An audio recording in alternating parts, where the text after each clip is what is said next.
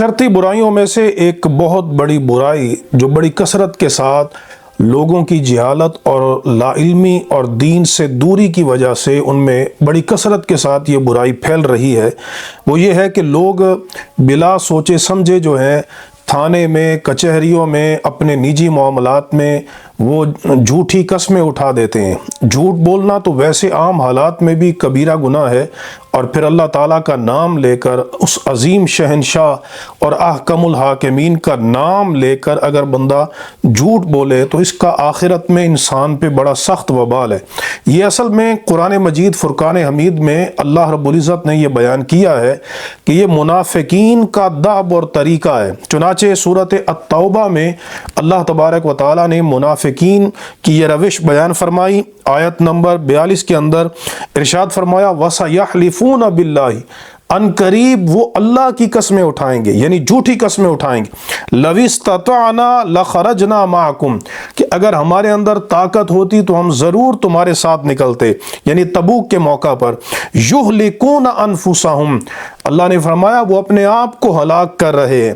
وَاللَّهُ يَعْلَمُ إِنَّهُمْ لَكَاذِبُونَ، فرمایا کہ اور اللہ جانتا ہے کہ بے شک وہ ضرور جھوٹے ہیں، یعنی جھوٹ بولتے ہیں، اللہ تعالیٰ کے نام کے ساتھ جھوٹی قسمیں اٹھاتے ہیں، اور اس طرح وہ اپنے آپ کو ہلاک کر رہے ہیں۔ سورۃ المجادلہ میں اللہ رب العزت نے منافقین کے بارے میں ارشاد فرمایا وَيَحْلِفُونَ عَلَى الْكَذِبِ وَهُمْ يَعْلَمُونَ، فرمایا وہ جان بوجھ کر جھوٹی قسمیں اٹھائیں گے۔ أَعَدَّ اللَّهُ لَهُمْ عَذَابًا شَدِيدًا، فرمایا اللہ نے ان کے لیے سخت عذاب تیار کر کے رکھا ہے۔ جو جھوٹی قسمیں اٹھاتے ہیں اللہ نے ان کے لیے سخت عذاب تیار کر کے رکھا ہے، اور فرمایا انہم ساء ما کانوا یعملون، یہ منافقین کتنا برا عمل کر رہے ہیں کہ وہ جھوٹی قسمیں اٹھاتے ہیں۔ پھر اللہ رب العزت نے سورۃ القلم میں ارشاد فرمایا جو کثرت کے ساتھ جھوٹی قسمیں اٹھاتا ہے، فرمایا ولا تطیع کل حلاف مہین، فرمایا حبیب آپ اس بندے کی بات بھی نہ سنیں کہ جو بڑی جھوٹی قسمیں اٹھانے والا ہے۔ تو اب دیکھیے اللہ تعالیٰ نے اس بندے کی مذمت فرمائی۔ حدیث کے اندر اس عمل کو نبی کریم علیہ السلام نے کبیرہ گناہ قرار دیا ہے۔ چنانچہ صحیح بخاری کی حدیث نمبر 6675 ہے۔ نبی کریم علیہ السلام نے ارشاد فرمایا الکبائر، فرمایا کبیرہ گناہ، سب سے بڑا کبیرہ گناہ کیا ہے؟ الاشراک باللہ، اللہ کے ساتھ شریک ٹھہرانا، وعقوق الوالدین، اور والدین کی نافرمانی کرنا، وقتل النفس، اور کسی جان کو قتل کرنا، اور فرمایا والیمین الغموس، اور جھوٹی قسم اٹھانا۔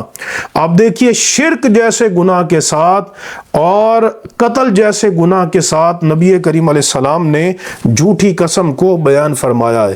ایک اور حدیث کے اندر، یہ حدیث صحیح بخاری کے اندر موجود ہے، صحیح بخاری میرے ہاتھ میں موجود ہے۔ بعض لوگ یوں کرتے ہیں کہ وہ اپنا سودا بیچنے کے لیے جھوٹی قسمیں اٹھاتے ہیں تاکہ سودا بک جائے۔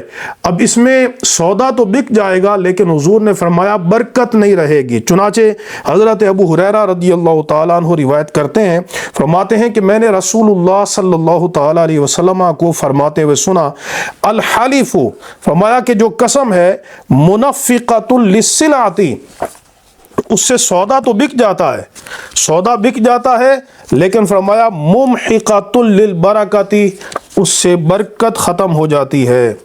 سودا بک جائے گا اور برکت ختم ہو جائے گی۔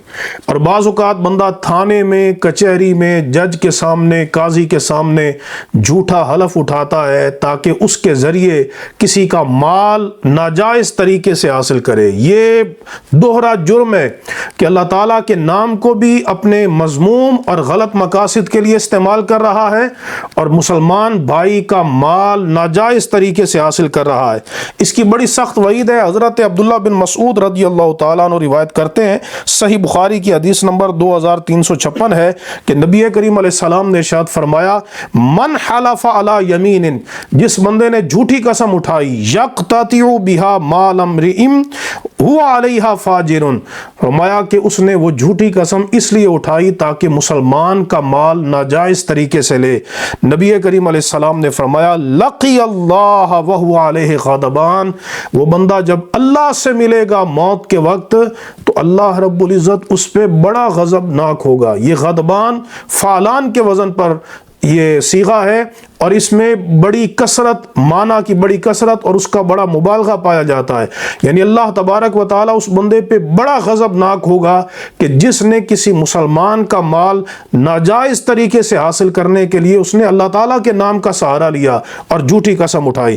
تو اللہ رب العزت نے قرآن مجید کی آیت کریمہ نازل فرمائی، ان الذین یشترون بعہد اللہ وایمانہم ثمنا قلیلا، فرمایا کہ جو لوگ اللہ کے وعدے اور قسموں کے ساتھ تھوڑی قیمت حاصل کرتے ہیں، ان لوگوں کی اللہ نے مذمت فرمائی ہے۔